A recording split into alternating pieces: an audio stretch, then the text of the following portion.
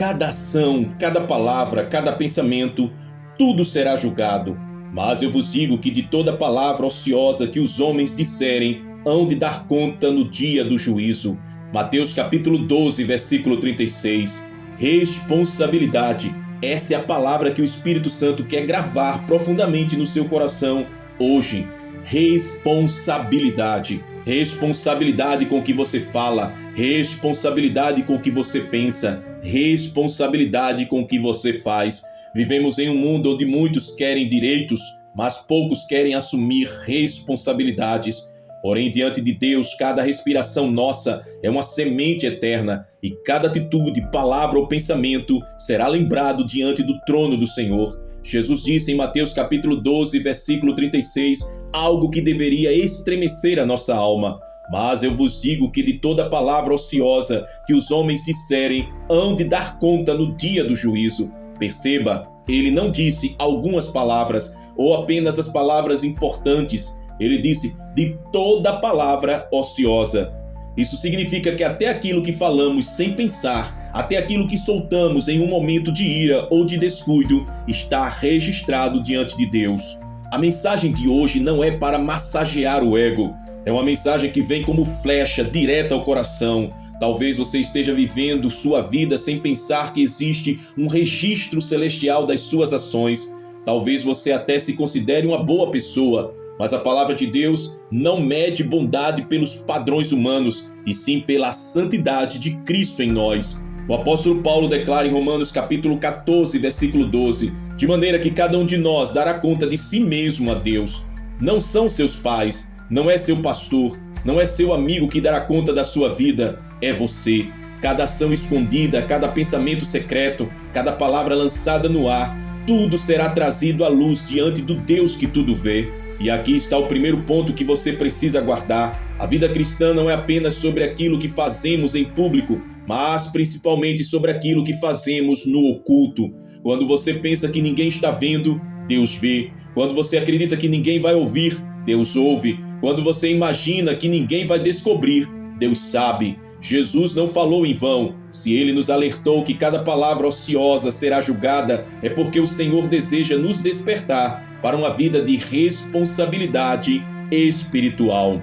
Quantas vezes alguém te feriu e você respondeu com palavras duras? Quantas vezes você lançou no ar uma palavra de maldição sobre você mesmo, dizendo: eu não consigo, eu não presto, a minha vida não vai dar certo?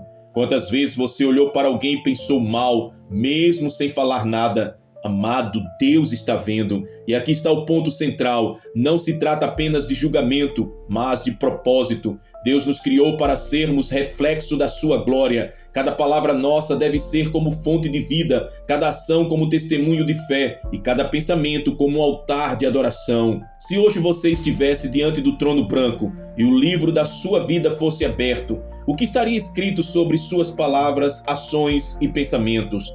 Palavras são sementes eternas. A Bíblia é clara. Nossas palavras não são apenas sons que desaparecem no ar. Elas são sementes espirituais. Cada vez que falamos, lançamos algo no terreno do mundo espiritual. Algumas palavras geram vida, esperança, cura, reconciliação. Outras geram morte, destruição, dor e separação. Jesus nos alerta em Mateus capítulo 12, versículo 36, que nenhuma palavra se perde. Isso significa que o que você disse no passado ainda ecoa diante de Deus. Talvez você tenha esquecido, mas o céu não esqueceu.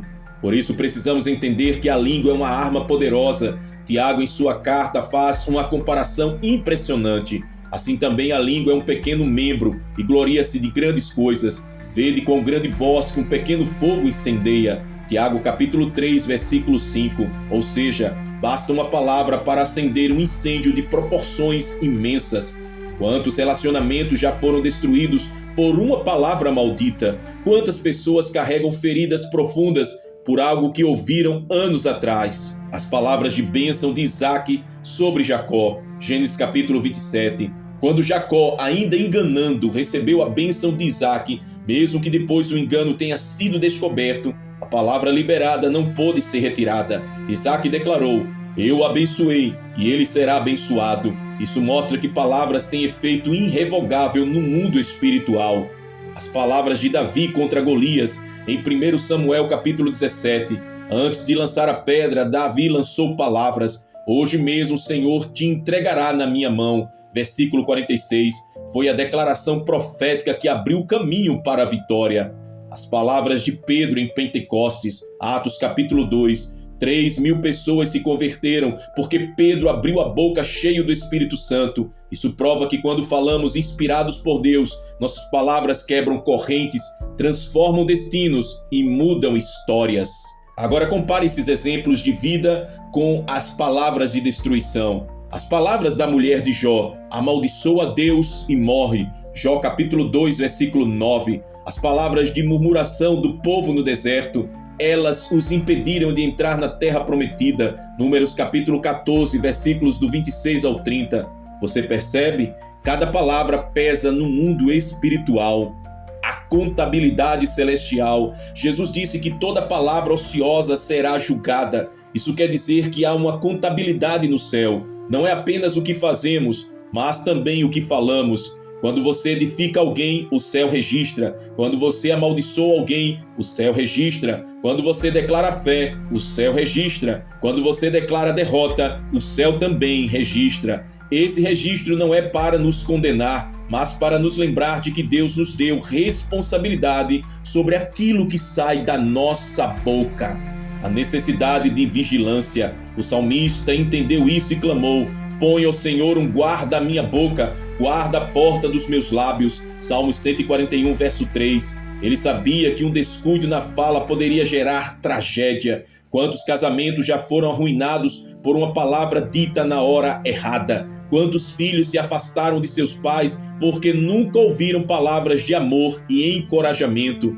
Por isso precisamos pedir ao Espírito Santo todos os dias: Senhor, vigia a minha língua, que ela seja fonte de vida e não de morte. Se cada palavra sua fosse transformada em frutos e colocada em uma cesta diante de Deus, essa cesta teria mais frutos de vida ou frutos de morte? A vida como um livro aberto diante de Deus. Se nossas palavras já carregam peso eterno, as nossas ações têm ainda mais impacto. A palavra declara que tudo o que fazemos será trazido a juízo, mesmo que está escondido. Isso significa que nada escapa dos olhos do Senhor. Você pode esconder do pastor, da família, dos amigos, da sociedade, mas jamais poderá esconder de Deus. Ele é o Deus que sonda os corações e vê até nas trevas mais densas. O salmista reconheceu isso ao declarar: se eu disser, as trevas me encobrirão, então a noite será luz ao redor de mim, nem ainda as trevas me escondem de ti. Mas a noite resplandece como o dia, as trevas e a luz são para ti a mesma coisa. Salmos 139, versos 11 e 12. Ações boas e más, todas registradas. Muitos pensam que só as más ações serão lembradas, mas a Bíblia nos mostra que até o copo de água que damos em o nome de Cristo será recompensado. Mateus capítulo 10, versículo 42. Cada ato de bondade, cada oferta, cada ajuda ao necessitado, cada oração secreta feita no seu quarto, tudo está registrado diante do Pai. Jesus deixou isso claro em Mateus capítulo 6, versículo 4. Para que a tua esmola seja dada em secreto, e teu Pai que vê em secreto, Ele mesmo te recompensará publicamente. Mas ao mesmo tempo, cada ato de injustiça, cada mentira praticada, cada traição cometida, cada desobediência consciente também está sendo registrado diante do céu. Paulo confirma em 2 Coríntios capítulo 5, versículo 10, porque todos devemos comparecer ante o tribunal de Cristo, para que cada um receba segundo o que tiver feito por meio do corpo, ou bem ou mal. Caim e Abel. As obras de Abel foram aceitas, mas as de Caim foram rejeitadas. Gênesis capítulo 4. O sangue de Abel clamou da terra, mostrando que até a ação oculta de um assassinato foi registrada diante de Deus. Ananias e Safira. Em Atos capítulo 5, eles venderam a propriedade, mas mentiram diante dos apóstolos, fingindo entregar tudo. Sua ação hipócrita foi julgada imediatamente e ambos morreram. Isso mostra que Deus não tolera ações de engano dentro da sua obra. A viúva pobre. Jesus observou não o valor da oferta, mas a atitude da mulher que deu tudo o que tinha. Marcos capítulo 12, versículos do 41 ao 44. Deus vê o coração por trás da ação e aquela oferta foi registrada no céu como exemplo eterno. As ações ocultas diante dos homens, mas reveladas diante de Deus. Muitas vezes achamos que as pequenas coisas não têm importância, mas é justamente nelas que a essência do nosso coração é revelada. Quando você ajuda alguém sem esperar reconhecimento, Deus vê. Quando você rejeita a tentação em secreto, Deus vê. Quando você escolhe perdoar em vez de guardar rancor, Deus vê. E da mesma forma, quando você faz algo errado acreditando que ninguém perceberá, Deus também vê. Quando você age com injustiça, mesmo que os outros não saibam, Deus vê. Quando você trata alguém mal no oculto, Deus vê. Por isso a vida cristã não é sobre aparência, mas sobre essência. Não é sobre o que os outros pensam de você, mas sobre o que Deus sabe a seu respeito. A motivação conta tanto quanto a ação. Algo que precisa ser lembrado é que Deus não julga apenas o que fazemos, mas o porquê fazemos. A motivação pesa tanto quanto a atitude em si. Jesus disse em Mateus capítulo 6, versículo 1: Guardai-vos de fazer a vossa esmola diante dos homens, para serdes vistos por eles. Doutra sorte, não tereis galardão junto de vosso Pai que está nos céus. Ou seja, você pode até fazer algo bom, mas se a intenção for se exibir diante de Deus, essa ação perde o valor. Se hoje Deus trouxesse à luz todas as suas ações, até aquelas que ninguém conhece, o que seria revelado? Obras de amor e santidade ou atitudes de pecado e engano?